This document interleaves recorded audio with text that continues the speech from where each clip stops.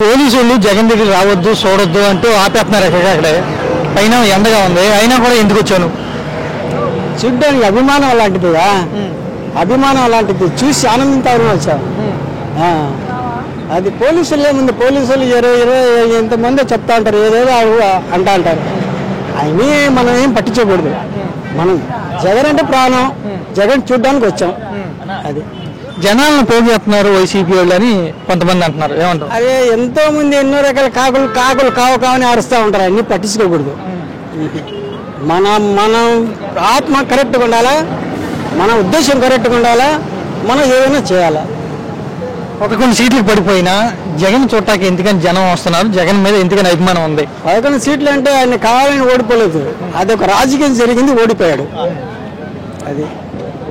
మేము అఖండ విజయం సాధించాం చాలా మెజార్టీ ఇచ్చారు ప్రజలు గొప్పగా మాకు అని అంటున్నారేంటి జీవితాంతం ఉండదు కదా అక్రమ ఇది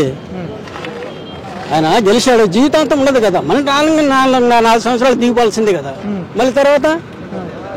10 ఏళ్ళని 20 ఏళ్ళని కలిసే ఉంటాం అంటున్నారు పవన్ కళ్యాణ్ గారు చంద్రబాబు గారు ఇన్ని మాటలు ఇన్ని గాలిపోయే మాటలు అన్నీ ఇన్ని పట్టించుకోకూడదు అవి ఎన్నో రకాలుగా మాట్లాడుతూ ఉంటారు వాళ్ళు ప్రజల్లో ఏదో ముప్పి పొందాలని రకరకాలుగా మాట్లాడుతూ ఉంటారు ఇన్ని పట్టించుకోకూడదు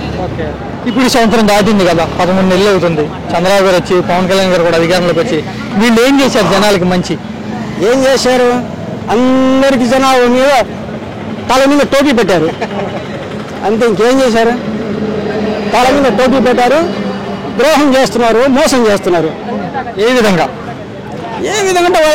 దోచుకోవడంలో మేము అమరావతిని కట్టేస్తున్నాం సంపద సృష్టిస్తున్నాం కంపెనీలన్నీ వచ్చేస్తున్నాయి పెట్టుబడులు వస్తున్నాయని చంద్రబాబు గారు చెప్తున్నారు వస్తున్నాయి స్టీమర్లు వస్తున్నాయి అన్ని కంపెనీలు అన్నీ వచ్చి ఆడ మన ఎయిర్పోర్ట్ ఇది ఉన్న హార్బర్లో ఆగి ఉన్నాయి వాళ్ళు ఓపెన్ చేయగానే గేట్లు ఓపెన్ చేయగానే పరిగెత్తుకుంటా వస్తాయి లోపలికి అది సింగపూర్ కూడా వెళ్ళారు లోకేష్ చంద్రబాబు గారు సింగపూర్ వెళ్ళాలంటే వాళ్ళు టైంపాస్కి వెళ్ళి ఉంటారు అంతే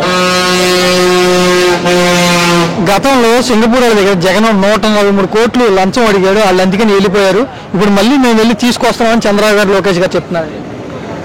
అవన్నీ ఇన్ని గాలిపోయే మాటలు